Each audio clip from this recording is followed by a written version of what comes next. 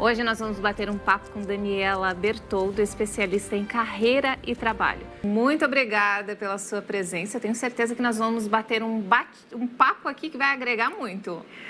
Muito prazer, Juliana. Eu que agradeço. É uma honra estar aqui com você e também uma responsabilidade. Daniela, conta pra gente um pouquinho da sua história. A minha história, ela é a história de uma menina, né, que nasceu no interior de São Paulo, Ribeirão Preto, que sonhou em fazer carreira, fez carreira no mundo corporativo durante 25 anos e decidiu fazer uma transição de carreira para poder se dedicar a um propósito, que é ajudar outras mulheres em suas carreiras e também desenvolvendo a sua liderança. E hoje é exatamente isso que você faz, né, Daniela? É exatamente isso. Eu fundei o Instituto Bert. Hoje o Instituto Bert, ele tem como missão ajudar organizações e pessoas também a transformarem os seus negócios através da sua liderança. Daniela, por que a sobrecarga no trabalho pode ser tão prejudicial à saúde? Ela é muito prejudicial à saúde porque você não consegue ter a sua capacidade, o seu cognitivo em dia para poder tomar as melhores decisões. Hoje tem inúmeras pesquisas, inclusive em Harvard, que mostram que a falta de sono, ela impacta em até 66% do seu cognitivo. A má alimentação, ela impacta em até 33% do seu cognitivo. E a falta de atividade física impacta em até 27% do seu cognitivo. Ou seja, se você não tem uma qualidade de sono, se você não tem uma alimentação adequada, se você é sedentário, não faz atividade física, ele vem a sobrecarga. E com a sobrecarga, você não vai conseguir fazer escolhas conscientes e nem tomar as melhores decisões. E isso impacta a sua carreira, a sua vida pessoal, a sua vida profissional e também das pessoas que estão em torno. Porque não é só sobre a gente, né? É sobre o meio que nós estamos inseridos. Dani, mas como deixar o ambiente de trabalho menos propenso a isso, a essas doenças? O ambiente de trabalho, ele precisa ser um ambiente seguro para os seus colaboradores. Porque o que a gente percebe? Essa sobrecarga vem do colaborador querendo mostrar cada vez mais a sua competência, o seu valor para a empresa e o medo de ser demitido. Então, como ele vive essa pressão de ser demitido, ele acaba assumindo mais responsabilidades, ele acaba negligenciando a sua vida pessoal em prol disso. Então, eu acredito fortemente que as empresas, elas precisam ter políticas claras e mostrar para aquele colaborador que ele está num ambiente seguro e que ele pode produzir se cuidando.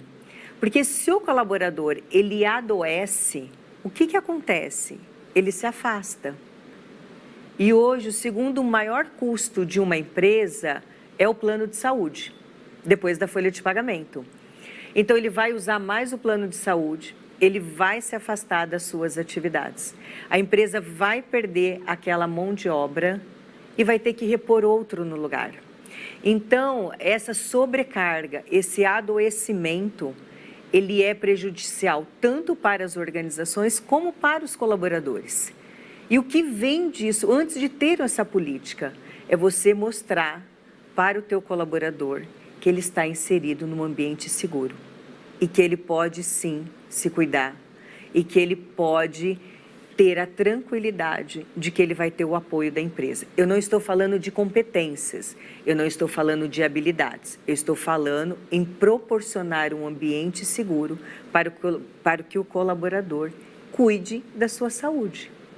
Mas, infelizmente, muitas empresas aqui no Brasil, elas acabam vendo o seu colaborador apenas como um número, né? Isso é um erro. É um equívoco, porque isso impacta fortemente no resultado da empresa. Custa caro contratar um colaborador, mas custa mais ainda demitir um colaborador.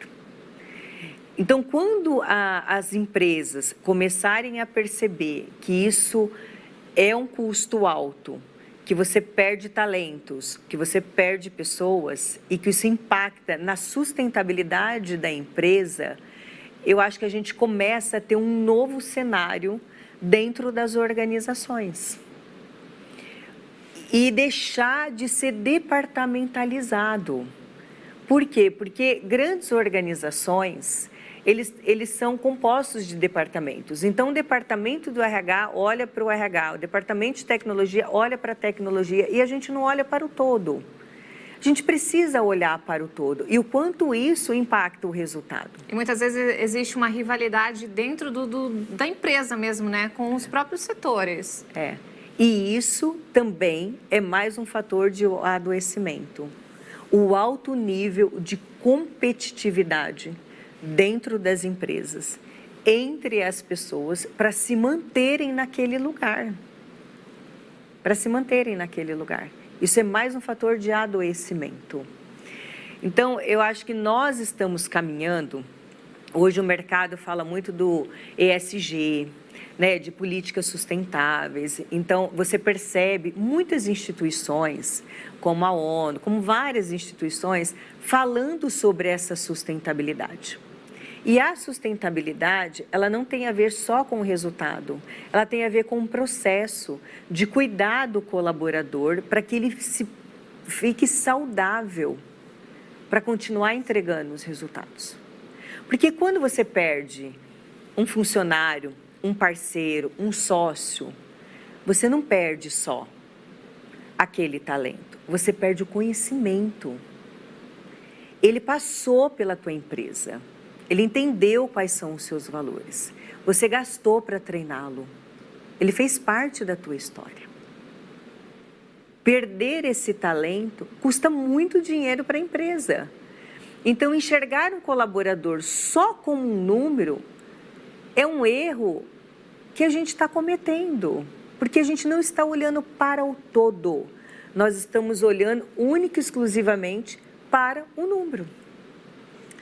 E, Daniela, você que tem anos de experiências à frente de grandes empresas, você acha que a mulher tem que provar mais nesse mercado do que o homem? Tem que provar mais. E não é uma opinião da Daniela, apesar da Daniela ter vivido isso na pele durante 25 anos. Eu vivi isso na pele. Você é julgado o tempo inteiro, assim. Você é colocado à prova o tempo todo, você é julgada o tempo todo e, assim, culturalmente, a mulher, ela vem de uma criação diferente. Ela vem de uma criação onde ela precisa estar naquele lugar de cuidar de tudo e de todos. E ela demora mais para ascender na carreira, principalmente quando ela decide ter um cargo de liderança. Então, ela sempre vai estar alguns passos atrás do seu colega, que é um homem, que começou na carreira bem mais cedo, que não teve as responsabilidades domésticas e que pôde investir muito mais na empresa. E aí, quando ela vai para esse lugar de querer ser uma mulher com autoridade, com autonomia financeira, ela vai para o mundo corporativo, ela vai empreender, ela vai ser dona do seu negócio, ela tem que driblar todos os seus papéis. Porque ela é mãe, ela é esposa, ela é amiga, ela é dona de casa, mas ela é uma profissional. E tem que cuidar de tudo ao mesmo tempo. E qual é o maior desafio que nós fazemos isso, que é um instinto? Aí você vai para o mercado de trabalho e você acaba se sobrecarregando. Por quê? Porque você quer cuidar de tudo. Eu gosto muito de dar um exemplo, de dar alguns exemplos que eu vivenciei, que é a diferença entre a mulher e a diferença do homem quando ela está dentro dessa área de negócios. Se você está numa reunião de trabalho, você tem ali os seus pares, que são homens e mulheres. Alguém precisa fazer a ata. Qual é a chance de um homem fazer a ata daquela reunião? É baixa, a mulher vai fazer. Se tem uma confraternização na empresa, Quem acaba assumindo a liderança de fazer essa organização? A mulher. A mulher. Então, na verdade, ela se sobrecarrega porque ela transfere essa questão desse maternal para o ambiente de trabalho. Ela está sempre sobrecarregada, fora que ela acaba não se posicionando porque ela tem um medo de não ser aceita dentro daquele meio, que ele é um meio mais masculino. Mas Daniela, como resolver isso? Porque tipo, as pessoas sabem que isso acontece, mas continua acontecendo, por mais que existem, tipo, a mídia põe isso em pauta o tempo inteiro e é muito presente hoje em dia na nossa sociedade. É muito presente, mas a mudança precisa começar pela gente. Não aceitar certas coisas, né? Exatamente. Não aceitar e falar o seguinte, eu estou em pé de igualdade. Eu também posso contribuir tanto como, mas eu não vou fazer isso sozinha. Mas nós não fazemos isso porque nós temos medo do rótulo. E que rótulo é esse? Olha, a Daniela falou não, ela é mandona, ela é agressiva, ela é isso. E, na verdade, o que a gente quer ser reconhecida? A gente quer ser reconhecida como uma boa amiga, como uma boa colaboradora, como uma pessoa fiel, e que não tem nada a ver com posicionamento. Mas quando você tem um posicionamento um pouco diferente do que as pessoas estão esperando, você é posuda, você é mandona, você é agressiva, você se acha. O você se acha é o melhor, né? Ela se acha. E não querendo ficar neste lugar, porque você não está num ambiente seguro, porque você tem medo de perder o teu emprego e você não acredita que tem outras possibilidades, você se recolhe e você fica num papel de não protagonista. E tudo... De submissa. E tudo, na verdade, eu sempre falo, são escolhas. São escolhas. Mas para você escolher, você precisa estar bem. Inclusive, eu falo bastante do meu método, que no Instituto BERT eu desenvolvi um método, que ele é o método BERT. Que eu acredito fortemente que ele é um caminho para as mulheres em suas carreiras. Porque eu apliquei ele em mim. O que é o método BERT, né? Ele é o B de bem-estar. Se você não estiver bem, você não consegue dar o segundo passo. Para que você possa fazer escolhas inteligentes, para que você possa ressignificar o lugar de onde você veio, o presente e também para onde você quer ir, para você poder buscar a transformação que você deseja. Então, ele é um ciclo. E olha só que bacana, as experiências da Daniela serviram como inspiração. Ela escreveu esse livro. Ela vai falar um pouquinho mais sobre esse livro e contar como que surgiu a ideia de escrever esse livro, Daniela. Na verdade, escrever esse livro foi a realização de um sonho. Mas só foi possível realizá-lo quando eu fiz uma transição de carreira e no auge da minha dor. Escrever este livro me tirou de um lugar de muita dor e de ressignificação da minha história. Porque eu entendi que você fracassar num projeto não significa que você é um fracassado ou que você é uma fracassada. E quando eu fiz essa transição, neste momento de dor, eu fui entendendo o que eu teria que fazer para poder fazer essa transição devida. Porque quando você decide fazer uma transição de carreira, ela não é uma transição de carreira. Você faz uma transição de vida. E esse é o teu maior desafio. Como é que você faz essa transição de vida sem conhecer a tua história, sem honrar a sua história, sem conhecer a história de outras pessoas que passaram por esse processo? E qual é o melhor caminho para que você possa entregar um valor e continuar transformando a vida de outras mulheres? Então, no auge da minha dor, eu sentei na frente do meu computador e falei, vou escrever para entender qual é a minha história. E quando eu terminei de escrevê-lo, eu vi que eu já tinha um método, que eu já tinha testado esse método e que eu tinha, de fato, me transformado na mulher que eu sou hoje, graças à minha história. E essa cultura de julgamento presente no mercado de trabalho afeta os profissionais? Afeta, e muito. Hoje nós falamos muito da síndrome do impostor. O que é a síndrome do impostor? Nada mais é do que você se sentir uma fraude. Você achar que você não merece estar naquele lugar, mesmo você tendo todos os indícios de que você merece estar naquele lugar. Inclusive, tem uma pesquisa que mostra da Organização de Trabalho que 70% da população mundial vai viver em algum momento da sua vida a síndrome do impostor. E eu também estou falando dos homens.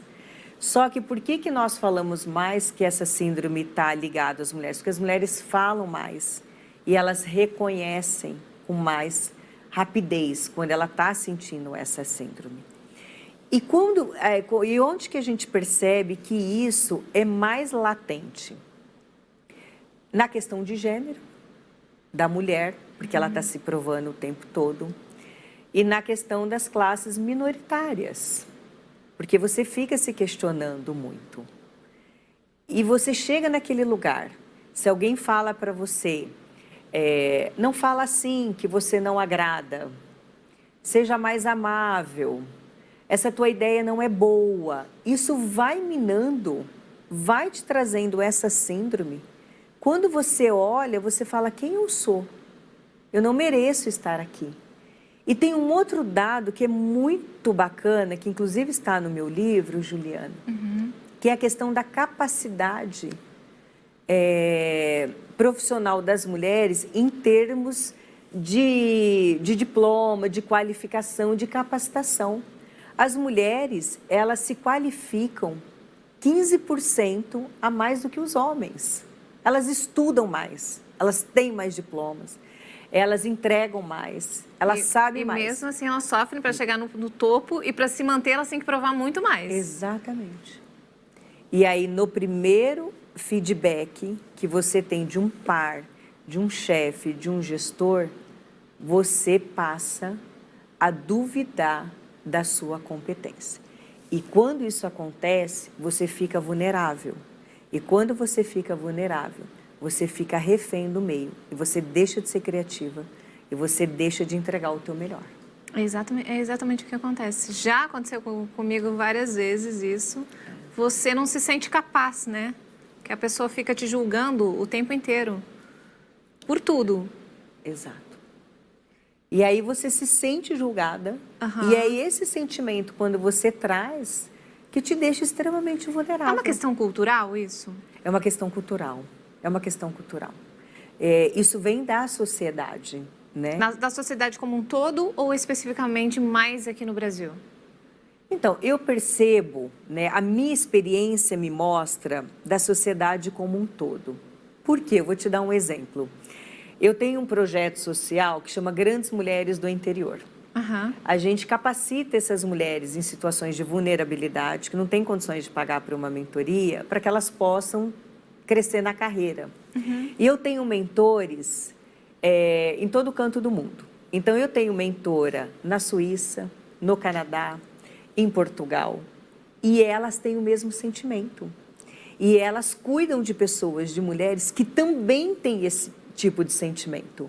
Então, isso é um dado que me mostra que não é uma situação do Brasil, mas que é uma dor do ser humano. Do ser humano. É difícil reconhecer. Por isso que é tão importante a gente contar as nossas histórias. Porque enquanto eu estou aqui contando a minha história, que eu vivi a síndrome da impostora, você também, as pessoas que estão nos ouvindo, né, independente do lugar do mundo, se identifica. E a primeira sensação é, não estou sozinha, não estou sozinho. Isso é muito bacana. E o empoderamento feminino é importante na busca desse crescimento profissional? É, muito, muito. Isso vem através do autoconhecimento. Porque o autoconhecimento, e eu acredito nisso, é o único caminho para você se manter saudável fisicamente e emocionalmente para poder escolher as suas batalhas. Você não vai poder escolher todas, mas você vai ter que escolher algumas. E as batalhas que você escolher, você tem que estar muito ciente de quem é você, quais são os seus valores. Porque quando vier uma crítica muito forte, quando vier uma demissão, quando vier uma falência... Para você se manter firme. Isso não pode te levar no fundo do poço. E se você chegar no fundo do poço, você precisa saber qual é o caminho e como sair dali. E como que foi para você administrar uma carreira à frente de grandes empresas?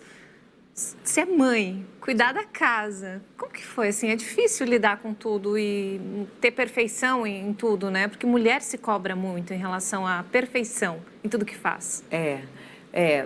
Foi muito desafiador. E o que me ajudou muito? Eu ter uma rede de apoio. A mulher precisa ter uma rede de apoio. E o que é essa rede de apoio? Dentro de casa, do seu companheiro, da sua família, de uma secretária do lar. E também ter essa mesma rede de apoio dentro das organizações. As organizações precisam entender que uma mulher que decide ter a carreira e investir na carreira, em algum momento o filho vai adoecer. Em algum momento ela vai precisar se ausentar. Se a organização começa a inibir o teu crescimento, porque você é mãe, porque você tem casa, porque você tem família, realmente você não vai conseguir alavancar a tua carreira. E a mesma coisa dentro de casa. Você já sentiu isso em algum momento? Já, mas muitas vezes. Eu lembro de uma cena como se fosse hoje. Eu no meio de uma reunião, e a moça que trabalhava comigo me ligou. E nós tínhamos um combinado. Você só me liga se for algo muito urgente com o Pedro, meu filho. Então, eu sabia que era algo urgente. E eu falei, eu preciso pedir licença para atender essa ligação, porque é referente ao meu filho. E eu lembro que o meu gestor, que é um homem, falou assim, poxa, é por isso que é difícil contratar mulheres que têm filhos. Nossa. Ele falou isso na frente de todo mundo. Exato. Só que eu, insegura, querendo investir muito na carreira, eu saí e atendi. Mas o que aconteceu? Eu acabei não atendendo mais. E eu negligenciei algumas áreas da minha vida pessoal em prol da empresa, em prol da carreira, para dizer o seguinte, eu vivo para a empresa. Porque eu entendi que aquilo era um valor. Que era um recado, né? Então, se aquilo era um valor, era um recado, eu queria carreira, eu adorava aquilo. Eu falei, poxa, alguma área vai ter que ser negligenciada. E valeu a pena? Valeu a pena no sentido de eu realizei um sonho de fazer uma carreira muito bem sucedida. Não valeu a pena em muitos momentos da minha vida pessoal, porque eu negligenciei minha vida pessoal, eu passei por um divórcio por conta de carreira. Eu nunca perdi uma reunião de trabalho, mas eu já deixei meu filho muitas vezes com febre em casa para poder trabalhar. Eu não cuidei das minhas relações pessoais. Então, eu faria diferente, como eu faço hoje. Equilíbrio. Equilíbrio. Equilíbrio. Porque se você coloca tudo num lugar só, e você deixa de ter esse lugar, você não sabe mais quem você é. E eu, equivocadamente, coloquei toda a Daniela num crachá, num CNPJ. E se eu perdesse aquele crachá, não restaria mais nada da Daniela. E eu vivi isso quando eu perdi um crachá. E sobrou pouca coisa. Hoje eu tenho o meu instituto, eu tenho uma empresa, eu tenho vários negócios. Só que se eu perder esse CNPJ, esse título, vai sobrar tudo da Daniela. Porque o seu negócio hoje é você, né? É. Então, assim, o que eu sempre falo, por experiência própria, é que você é um ser integrado. E se em algum momento essa área se desintegrar, você precisa das outras como suporte. E a gente tem que ficar muito atento com isso. Porque ninguém quer um funcionário doente, ninguém quer um funcionário improdutivo, ninguém quer uma esposa doente, ninguém quer uma esposa improdutiva. Ninguém quer. Não dá. Eu amo, eu vou estar ao seu lado, mas tem um limite. Porque a pessoa que está ao seu lado também adoece se você não estiver bem.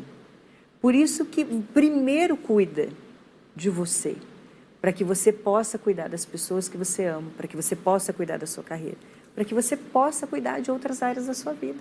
Mas eu acho que muita coisa também mudou depois da pandemia. As pessoas estão mais sobrecarregadas, as empresas enxugaram gastos e sobrecarregaram os funcionários que ficaram. Essa é a realidade da maioria das empresas, né, no Brasil. E por isso que tem esse volume. Além de nós termos passado por esse período de pandemia, que mexeu muito com o nosso psicológico, tem esses impactos, né, que foram provocados pela época. Tem sim. Isso é uma verdade. E até hoje nós estamos colhendo isso. Mas sempre tem que ter um caminho. Porque se não tiver um caminho, nós estamos concordando que vai ser assim para sempre. E sempre tem um caminho. E o caminho é você ter prioridades. Não vai dar para fazer tudo. Não vai dar para agradar todo mundo. Então, você está sobrecarregado, é verdade. As empresas tiveram prejuízos gigantescos. E o que elas estão tentando fazer agora? Recuperar o prejuízo da pandemia, reduzindo o quadro de colaboradores, porque o maior custo hoje de uma empresa é a folha de pagamento.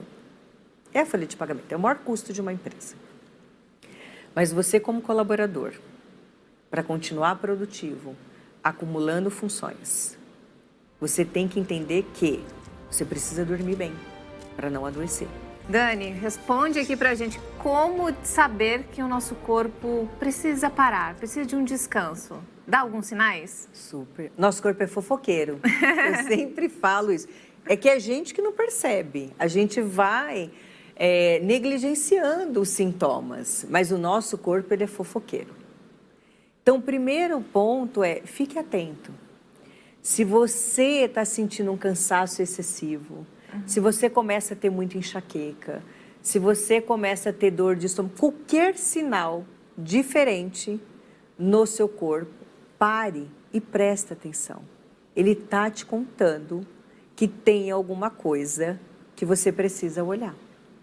E as empresas também têm que prestar mais atenção em relação a isso, né? Tem que prestar. Que afeta diretamente, né, no andamento do funcionamento da empresa, né? Claro, impacta nos resultados. Eu sempre falo, porque assim, as organizações precisam de resultados para serem sustentáveis e para se manterem valiosas no mercado. Mas quem traz os resultados são os colaboradores. Funcionário adoecido, fora da ativa, não vai trazer esse resultado. Então, uma coisa está conectada com a outra. Mas a gente precisa sair do piloto automático, enquanto organização, entender o que está acontecendo. Qual que é o índice que eu tenho de rotatividade na minha empresa? Isso é um sinal. Como nosso corpo é fofoqueiro, os indicadores também são fofoqueiros na empresa. Qual é o nível de afastamento dos colaboradores? Qual é o nível de utilização do meu plano de saúde? A gente manda lá, qualquer plano de saúde te manda alguns indicadores do quanto está utilizando ou não. Isso é um indicador que a empresa precisa olhar e falar assim, poxa, eu estou com uma sinistralidade alta. Sinistralidade é quando você usa muito aquele plano de saúde. Isso é um indicador. E falar, eu preciso entender o que está acontecendo e como é que eu trago um ambiente saudável, um ambiente seguro, para o meu colaborador ser produtivo e ele entender que aqui ele vai ter condições de produzir e de seguir com a empresa. E quais são os principais sintomas de sobrecarga que podem resultar no burnout? É a sobrecarga, né? A sobrecarga de trabalho. Essa questão muito do julgamento, de você achar que você faz e não é reconhecido.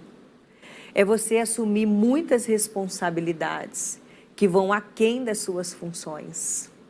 É você negligenciar a sua saúde em prol de entregar uma tarefa, uma atividade. Quer ver um exemplo? Você dormir 4 horas por noite. Eu sou o exemplo vivo disso. Workaholic. Fiquei até 3 horas da manhã respondendo e-mails. Eu acordei às 5, peguei meu carro e fui para uma reunião de trabalho a 200 quilômetros daquela cidade. Eu sofri um acidente. Eu capotei. O meu reflexo estava péssimo por falta de sono. Se levou seu corpo à exaustão. A exaustão, o meu carro explodiu. E eu sobrevivi. Naquele momento, eu percebi que eu estava muito sobrecarregada. Mas eu não queria começar a minha agenda do outro dia com 300 e-mails pendentes. E aquilo custou quase a minha vida. A minha vida. Então, o meu reflexo, na hora que eu estava na estrada, que passou um animal na frente, eu fiquei tão assim com o meu reflexo que eu virei a direção, tinha um barranco e eu fui capotando. E o meu carro explodiu. Nossa. Então, é muito perigoso. Se eu não tivesse sobrevivido àquele acidente, no outro dia a empresa já teria colocado alguém no meu lugar para continuar produzindo. Mas o Pedro, a minha família, as pessoas em torno estariam sofrendo. Estariam sofrendo. Então, a exaustão é muito perigosa. Você falou do burnout. O burnout hoje é a doença que, inclusive, está sendo regulamentada como CID próprio. As novas doenças. As novas doenças, né? Oriundas do trabalho, que tem a ver com exaustão, tem a ver com a sobrecarga e tem a ver com o adoecimento. E é terrível, né? É eu já terrível. tive. Chega ao ponto de eu não conseguia encostar o crachá para entrar na catraca da empresa. Eu tremia muito. Exatamente. E o seu corpo gritando, pedindo socorro, né? Socorro. E a gente, sabe o que a gente faz, né, com o nosso corpo quando ele dá esse sinal? Eu posso um pouco mais. Exato. Eu sou responsável, eu tenho que ir, a empresa conta comigo. E a gente vem não conseguindo passar o crachá, adoecida, até que um dia você tem um apagão. Tem até no livro, eu conto, tem a história de uma jornalista da TV Globo, né, da Isabela, que ela conta que ela estava no ar e ela teve um apagão. E ela foi levada para o hospital, ela foi diagnosticada com burnout, e hoje ela dá palestras de saúde mental, tudo, mas ela teve um apagão. Então, provavelmente, para que ela pudesse ter esse apagão, ela já tinha ultrapassado todos os limites.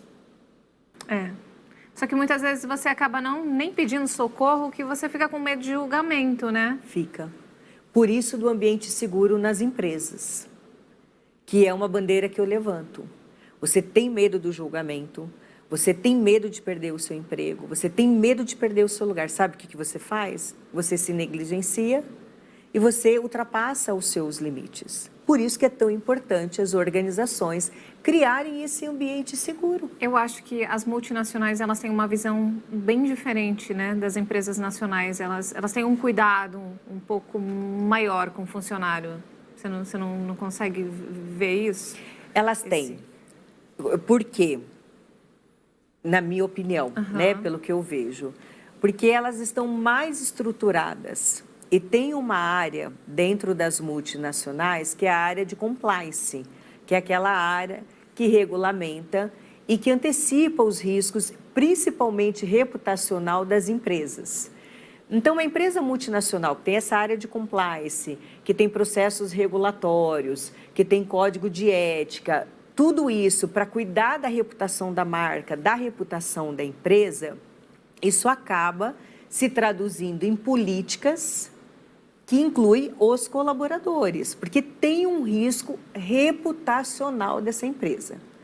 As empresas menores brasileiras, elas não são penalizadas, né, por governos. Por exemplo, uma empresa que é aberta na Bolsa, ela tem vários processos regulatórios que ela tem que tomar cuidado e que isso vem muito de pessoas. Mas empresas menores, como não tem que prestar conta para o mercado, não tem essas áreas estruturadas, acabam, de fato, negligenciando essa questão de pessoas mesmo. A gente percebe isso. Mas eu entendo que é muito mais uma questão de mercado, regulatório, de processos e de fiscalização do que de consciência mesmo. Porque eu falo que, assim, por que você sabe que você não pode passar num sinal vermelho? Porque você sabe que você vai tomar multa. Uhum. Mas se você soubesse que você não tomaria multa, você iria respeitar o sinal vermelho? Exato. Provavelmente não. É isso mesmo. Muitas vezes tem que sentir no bolso, né? Então, a política, na maioria das vezes, ela vem com cuidado da penalização, da punição, e não da conscientização.